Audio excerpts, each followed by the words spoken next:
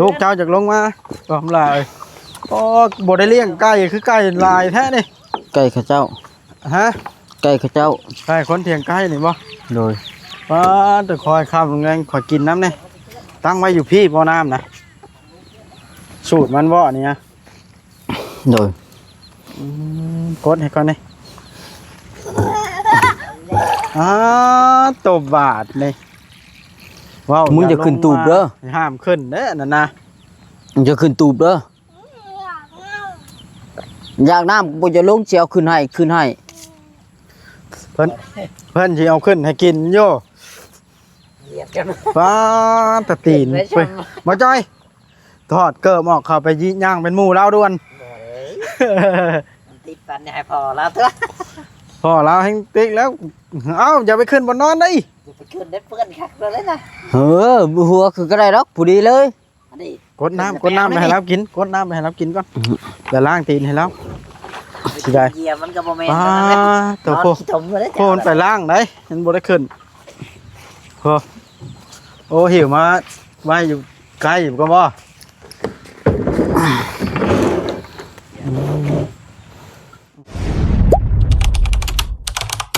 อย่าลืมกดติดตามเพื่อเป็นกำลังใจให้ผมด้วยนะครับทุกคนขอบคุณมากๆค่อยความลงแรงบาดเลยเหตุการณ์เล็กน้อยกำลังเตรียมสินอนให้เด็กฝากลาป้อนเขาลูกบ่เดี๋ยวนี้เลยป้านอนเด็กนอนค่อยจะนอนเอ้ามันค่ำละเหตุก็ค่อยให้ค่อยนอนน้ำเด้อแม็กเด้อเหตุการณ์จำลองว่ะปูบ่ปูแล้วนี่นอนนี่แหละหน้าตาเด้อเอาไปกินน้ำก่อนไปกินน้ำกันน้ำก็เอาขึ้นมาเทิงบ่ได้บ่เป็นบ่าวคำลากินน้ำกันกินน้ำดิน้ำบ่อย่าพาลงได้หำลงได้อย่าลุกมาอย่าลงเด็ดขาดเพื่อนแห้งบ่ใจเราไปกินน้ำเบิ่งสิลงนี่บ่จ้อยค่อยนี่สิลงนะลงนี่ใช่ว่าเจ้าสินอนนะโอ้ยล้มบ่านั่นเพื่อนแห้งทางกระดาษอย่าเอาลงครับอย่าลงมาเลยมันเปื้อนผมมีเช็ดตีนนะลูกเจ้าจากลงมาก็ทำลายโอ้บ่ได้เลี้ยงไก่คือไก่ลายแท้นี่ไก่ข้าเจ้าฮะไก่ข้าเจ้าไก่คนเถียงไก่นี่บ่โดยป้าแต่คอยข้ามแรงคอยกินน้ำเนี่ยตั้งไว้อยู่พี่บ่อน้ำนะสูตรมันบ่เนี่ยโดยกดให้ก่อนนี่ตบบาทเลยว้าวมึงจะขึ้นตูบเด้อห้ามขึ้นเด้อนั่นนะมึงจะขึ้นตูบเด้ออยากน้ำกูจะลงเชียวขึ้นให้เพิ่นสิเอาขึ้นให้กินโย่ป้าตะตีนไปมาจ้อยทอดเกิบออกเข้าไปยี่ย่างเป็นหมูแล้วด่วนติดปันใหญ่พอแล้วเถอะพอแล้วให้ติ๊กแล้วเอ้าอย่าไปขึ้นบนนอนดิอย่าไปขึ้นได้เพื่อนคักเลยนะหัวคือก็ได้ดอกผู้ดีเลยกดน้ำไปให้เรากินกดน้ำไปให้เรากินก่อนเดี๋ยวล้างตีนให้เราสิได้เหยียบมันก็บ่แม่นตัวโคมันไปล้างได้มันบ่ได้ขึ้นโอ้หิวมาไว้อยู่ใกล้อยู่ก็บ่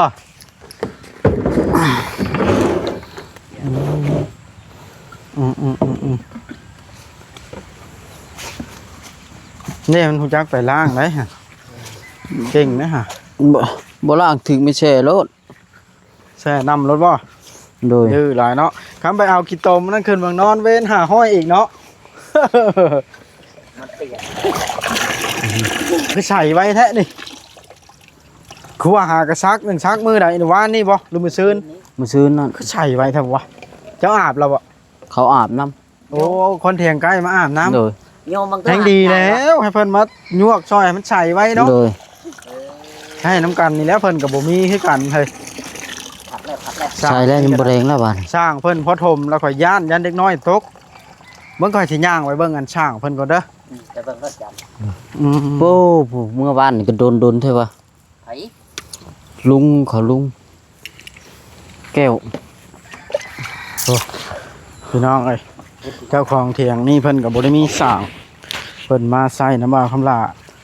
เมื่อปะเมื่อสีเขาชื่อกายว่าปะนั่นเพิ่นก็สีเข้าไปเบิ่งกัน ฝนตกพี่น้อง เมื่อ ว่า ป้า ล เขา บ สิ สุก เขา นะฮะ เมื่อเอาเขาป้าไปองค์ซี เจ้านะบ่ เขาเจ้า จอยล้มกันก็บอกคำละไม้เฮายังอยู่หั่น เรียนว่าคนมีเรียกไปต่อกับมี แล้วว่าหยังก็ยังได้ยินอยู่ ไปพุ่นก็ยังมีอยู่บ่แบบว่า สบายดีเด้อ เถียงก็มีอยู่ โอ้กินข้าวบ่ เลย ตามบังหุ่งโลดๆเลย ยังฮอดบ้านนะ ปาต่อสบายดีน้อยนาง โดย ผู้พัน นางน้อย บ้ถูกคำ น้อยนาง โดย สมอยบ่จักสบายดีบ้านอ่า นั่งเขานั่งกัน ดำให้ดำหน้าแล้วละบัดนี้ คันว่าเข้าไปบ้านตูน กินเลย มั กิน ข้า เลย ยังคิดให้ เข้าทาง เจ้าอยู่เอาลูกชื่อบ่เดี๋ยวนี้ ลูก เข้มวัด แค่วัดรอวัดไปเลย แต่เจ้าก็บ่ได้มีน้ำสร้างบ่ เพราะว่าค่อยเคยเข้าไปอยู่ตอนนั้นค่อย โอ้เจ้ากินอยู่นี่เลย มาบุญบังไฟ บ่พา FC ไปเบิ่งก่อนเด้อเจ้าของเถียงนี่เพิ่นก็พี่น้อง ไปมาเมื่อก่อน เพิ่นก็อยู่อาศัยนี่แหละน้ำบ่าวคำลา เคย ย่างไปติ นี่ล่ะบ่วัดย่านเด็กน้อยมาลอยโต๊ะ กี่รถเลย เลิกได้อยู่30เมตรสร้างนี่เลิกแห้งเด้อพี่น้องเอ้ยมื้อนี้ไม้ยาวๆนี่จนสุดเด้เพิ่นตักนะโอ้โหโหโหก็สิว่าเลิกนี่ ใส่แล้วใครอยู่มันบ่ คุ พึ่ ณ ง นะ มันมอน ต่อ โดยเฮ็ด แห้งอีหลีพี่น้องเอ้ยโห เม็ด ซูมขึ้นไว้ใกล้กันน้ำเพิ่นอาบเพิ่นกินนะนี่ เป็น แล้วเพิ่นไปใช้น้ำบ่าวคำลาบาดนี่โห ที่แท้จริงเพิ่นว่าสิเอา เนาะพี่น้อง 30แม่นบ่ อืม แต่ว่ามันเอาลงบ่ได้ อืม ก็ได้ซับแผนเม็ดคือแบบนี้นะนี่ อันนี้เจ้ามันบ่คอยถึงแดดมันก็ มา เลย จอยลมกับบ่าว มัน คำลา น่าจะขีดเลยนะ น่าสิได้ยินเข้ามาอยู่ไหมโห ยังขีดหนึง ยังได้ขีดหนึง ใส่กินอาบอยู่นี่เจ้าก็เนาะ มัน11โมง วันนี้เจ้าก็ข้านหิวไปยั่วน้ำบ่าวคำลาก็ได้เด้อ คุ้มเลย เพราะว่า เพราะว่าเพิ่นก็บ่ได้กี่ที่ดอกผู้หลักผู้ใหญ่เพิ่นก็ได้ใส่น้ำกันมันจังใส่ไว้ มัดไปเลยเนี่ย ป้าวันนี้เลย เขาบ่เข้าใจ เจ้าก็คือบ่ได้ช่องสิ ทีนี้ป้าวันนี้ สบายดีเด้อแม่ตู้เด้อ ดูให้ดูล่ะอยู่ดี เดี๋ยวลิ้น มาได้ใส่แม่ตู้ นี่หนึ่งเข้า เจ้าหนึ่งข้าว เอาแล้ว หนึ่งเข้าชุบเลยลูกมาเอามวย เป็นหนึ่งเผาเลย มาเอามวยเจ้านี่ โอ้ยอย่าไปอย่าไปอย่าไป ที่บ้าน เอ่อ บ่มบ่พังมันตายแล้ว ตำบังคุ้งโอ้ยนี่แหละอาหารคนดำนา มันบ่ไป พักเกษตรบ่เนี่ย นี่แพ็กเกษตรกินเวทแล้ว ยอดมาเกษตรเนาะ กินเขาก็เพียงลูก ตกลงกัน ตำบังคุ้งลาวนะ โมเมนจากน้ำ กินไปแบบนี้เนาะ เติบบ่ อืม เม็ดปลา ลูกจะคนเอื้อยเจ้า เม็ด เคยได้4 4 คนแล้ว โอ้ย ไปชายเบิดเดี๋ยวนี้นะ ไปดำหน้าซอยป้า เออสู่ไปเนาะอืม เป็นหาหน้าบ้านแล้ว ใครแต่ว่ามันมันบ่ทิพย์ ป้าฝนตกกินนี่พาเข้าเถียงเจ้าปะเนาะ ชื่อ ถ้าเอาลูกก็ต้องงาม ฮะเฮ้ยหาทายแน่เจ้าก็ได้ ความงามเรา โอ้ยบอกพ่อเลยลิ้นน้ำนะ พี่น้องไปหาวางข้างหลังก็บ่จอย กู พอตัวทา กูสิถีบอยู่ซิอยู่บ่นี่ถ้าเบิ่งได้บ่นี่ พอตั เอ้ วย ทาแล้ว เจ้าของที่ดิน ลืมถามสื่อเพิ่นมาเห็นประจำ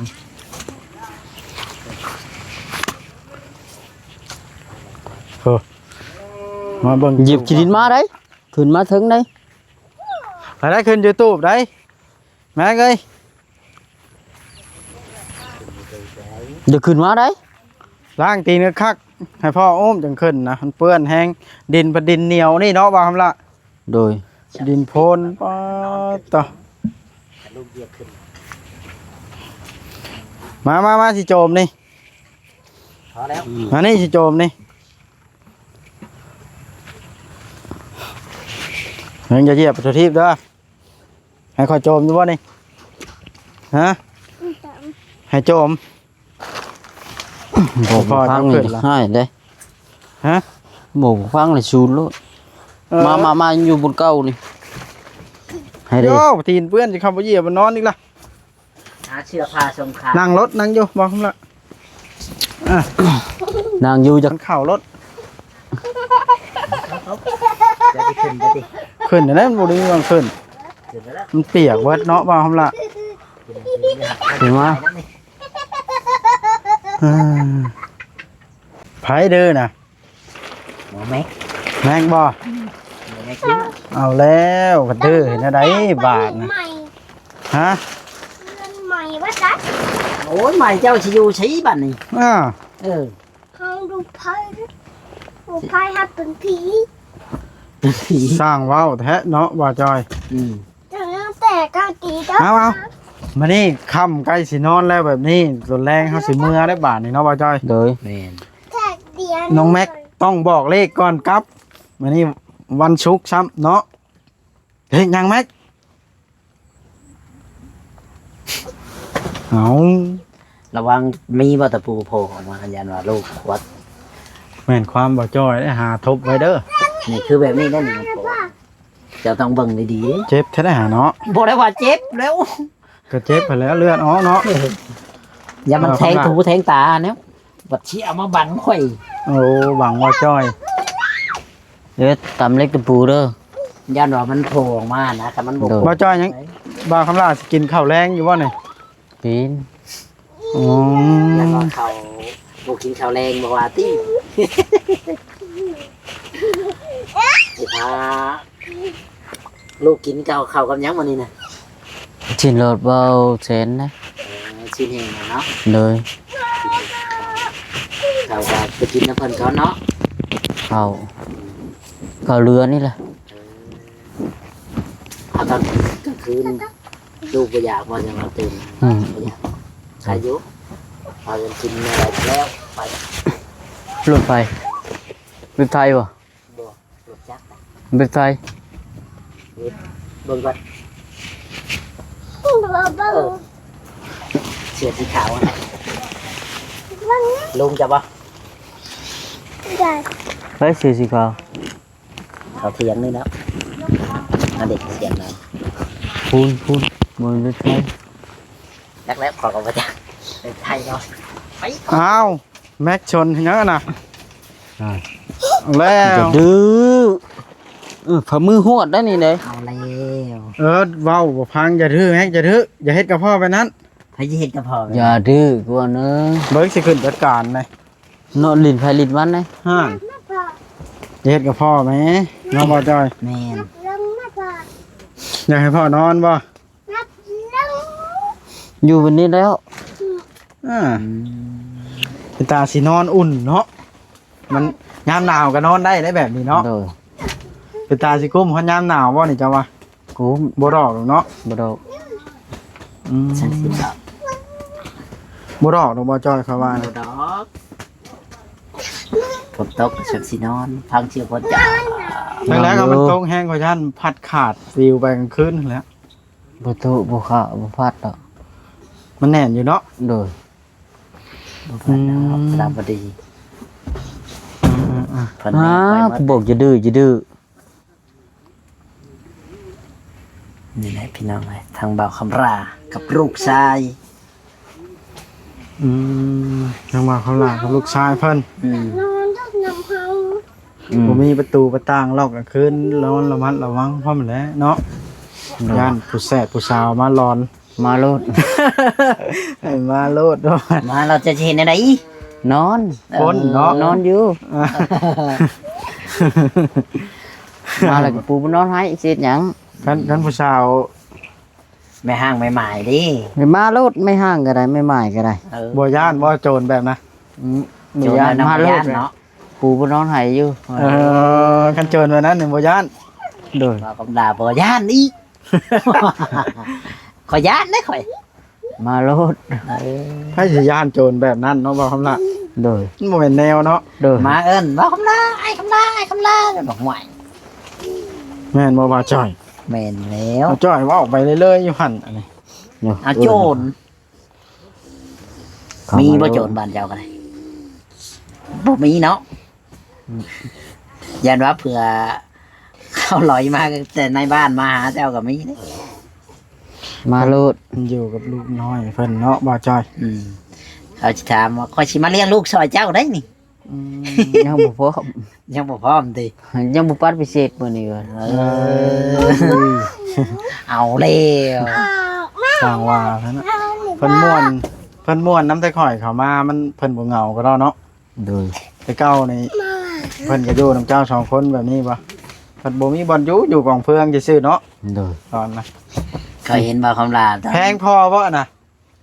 แพงพอบ่ทอมอีกดูสิเบิ่งนี่ เบื้องนี้อ่ะ เบิ่งนี่แพงมแพงบ่พอนะ ฟัง แม่ได้จ้ะ ใช่แม่น่ะ ตาย โอ้หูจักเฉยเนาะ โดย เจ้าบอกมันบ่ ได้ยินหมู่เราแหละ เออ แบบเรามันนี่น่ะมันจื้อ ชื่อไว้เนาะ โดย อืม พอเจ้าสิไปทำงานนะเจ้าอยู่เฮือนเด้อ ใช่หัวเสย เป็นได้ ไป ได น้ อ้าวไปน้ำก็เฮ็ดบ่ได้แล้วว่าพอเจ้าสิไปไทยนารับจ้าง เราสิไปไทยนารับจ้างนี่ไหนเจ้าอยู่นี่แหละถ่าเรา ำให้ ให้ หายโลดติคันเราไปนี่เจ้าหายโลด เจ้าสิไปอันอยู่น้ำแม่เสิร์ตบ่ เด็กกอดคอไป อย่ากอดคอพอไป แต่เก่าเจ้าไปก็พอเจ้าเห็นอะไรไปก็พอนะ ขี่คอ เอาขึ้นหัวไปเลย แพงบ่บ่าวคำละ โดย แพงแล้วบ่ว่าไผเนาะเราก็ฮู้จักแพงลูกแฮงจนว่า แพงขนาดแล้วลูก เป็นตายก็แม่นให้อยู่น้ำอ้อมกอดเนาะ โดย ลูกเห็นอะไร เสื้อเจ้าล่ะบ่าวคำละ สายเลือดเราเองเราบอกแพงลูกแล้วสิแพงไผ แพงหั่นแหละว่าเพิ่นคอยก็แพงคือกันว่าแต่ละคนเนาะว่า โดย ละ แพงเบิดกูคน เลือดเนื้อเสื้อไข่อ่า ไม่เห็นเลย ไก่มันก็ยังแพงลูก แม่น ดึงมาจน อืม เป็นไงมี่ ว่าแต่อยากได้บ่โทรศัพท์อันแบบนี้แม็กอยากได้บ่ ยังไง อยากได้แฮงบ่เจ้าจะมาเฮ็ดหยัง เดี๋ยวเราติดโทรศัพท์แล้วเนี่ย ดักตัวให้ตำรวจ เดี๋ยวมาโทรหาตำรวจมาจับข่อยโอ้จับข่อยเรื่องได้น่ะ มานั่งเว้านะแม่ อ่า ตำรวจ เว้าไปทั่วหลายเจ้านี่ข่อยบ่ได้เฮ็ดผิดก็โทรหาตำรวจมาจับข่อยนั่นติที่โทรมาจับเจ้า แล้วมันจับตำรวจหน้าลายนะ อืม ตำรวจสิมาจับ ใหญ่ เจ้า ว่า แล้ว สิเป็นหยัง ง่ายจะเป็นหยังซะ ใหญ่อยากเป็นหยัง มันจะตำรวจ จะเป็น ตำ ตำ ร ร ว ว จ จ โดย โอ้ ตำรวจหน่อยชูบุก อยากตำรวจน้อย ข้าบุก อยากเป็นตำรวจ ความฝันเพิ่นขอให้ความฝันเพิ่นเป็นจริงเนาะ โดย อืม พี่น้องพี่น้องทั้งพุ่นเขาเป็นเบิด พี่น้องทั้งอันเมียนะ โดย โอ้พี่น้องทั้งเมียเป็นตำรวจเบิด โดยทั้งบอดเขาลุงโทรมานี่ระบ่าวของลุงเขาเป็นเบิด โอ้ วินชิวน้ำเกลือนี่ แพงพ่อดมแต่พ่อหมอนี่แต่พ่อมันจังอยากไปแต่น้ำพ่อมันติดพ่อเนาะ มันมีพอพอดีอยู่นี่แหละ อ้าวเป็นยังไงมันแล้วเนาะ โอเค อ้าวใช่นะมีแต่ว่าแต่ค่อยสิได้กลับก่อนเด้อทำละมากไหมค่อยนะ สบาย สบายดี ดี สบายดี สบายดีดีมีแห้งสู้ไปขอให้ความฝันน้องแม็กเป็นจริงเด้อน้องแม็กเด้อเป็นตำรวจตำรีเด้ออ่าฮะไปใช้ละเมื่อน้ำก่อยปะก่อยบ่ได้เอารถข่าวมาเมื่อมันกับผลห้ำแหละไปขี่รถจักรมาขี่เมื่อน้ำปะไปจ้ะเมื่อเป็นลูกข่อยปะ หมูเมื่อครัวหมูเมื่อ เพิ่นจากเมื่อน้ำบ่เอาพี่น้องไอ้บาทนี่ตาเว้นก็ค่อยค่ำลงแรงเลยฝนกระตกเศร้าแล้วบาทนี่เนาะทางเฮาก็สิได้อำลาภาพ FC กลับละเพื่อนชานบ้านช่องพี่น้องเลยบาทนะปะพูดรถเฮาจอดอยู่พูนมานี่มันบ่มีบ่อนนั่งพี่น้องกินส้มก็นั่งดินตามรอนไปเนาะเอาพี่น้องเลยคลิปนี้ก็ได้ ถือว่ายืดยาวพอสมควรพี่น้องเลยทางเฮาก็สิได้จบคลิปลงก่อนบ่บัดนี่ยังปิดปากอยู่พี่น้องไอ้ซบปากเป็ดหรือว่าซบก้นไก่ยังบ่ทันดีเบิ่งให้เบิ่งกัน แต่ว่ามันก็ยาแดงแล้วทายา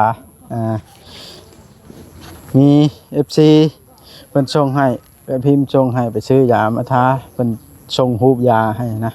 ทาแล้วดีเลยพี่น้องคล้ายแน่บาดนะเฮาไปถามในร้านยาพอดีเขามีพอดีพี่น้องนะเอาโอเคเด้อคลิปนี้ก็ได้ประวัติก็สิได้กลับก่อนบาดนี่เนาะคลิปนี้ก็ถือว่าสัมภาษณ์พ่อลูกเพิ่นพี่น้องที่ว่าใช้ชีวิตแบบอยู่น้ำกัน2 ต่อ 2นะเนาะคลิปนี้นะพี่น้องถ้าเกิดว่าประวัติเว้าอันใดที่ว่ามันบ่เหมาะสมหรือว่าบ่ม่วนโน้นหูก็ขอโทษขออภัยนำพ่อแม่พี่น้อง FC ทุกคนเด้อเนาะที่เข้ามาเบิ่งมาชมคลิปนี้แหละจังใดก็ฝากเป็นกำลังใจให้แล้วก็กดไลค์กดแชร์เบิ่งคลิปเบิ่งโฆษณาให้บ่วัดนำแน่พี่น้องเพื่อให้บ่วัดได้มีกำลังใจได้มีทุนมีฮอนเติมน้ำเมือกน้ำมันไปถ่ายคลิปต่อไปพี่น้องมันสั้นละบ่ได้มีเงินเติมน้ำมันได้พี่น้องกัน FC บ่เบิ่งโฆษณาให้เนาะว่าหลายยายห่างยืดยาวพอสมควรบ๊ายบายพบพ่อกันในคลิปต่อไปเด้อพี่น้องสบายดี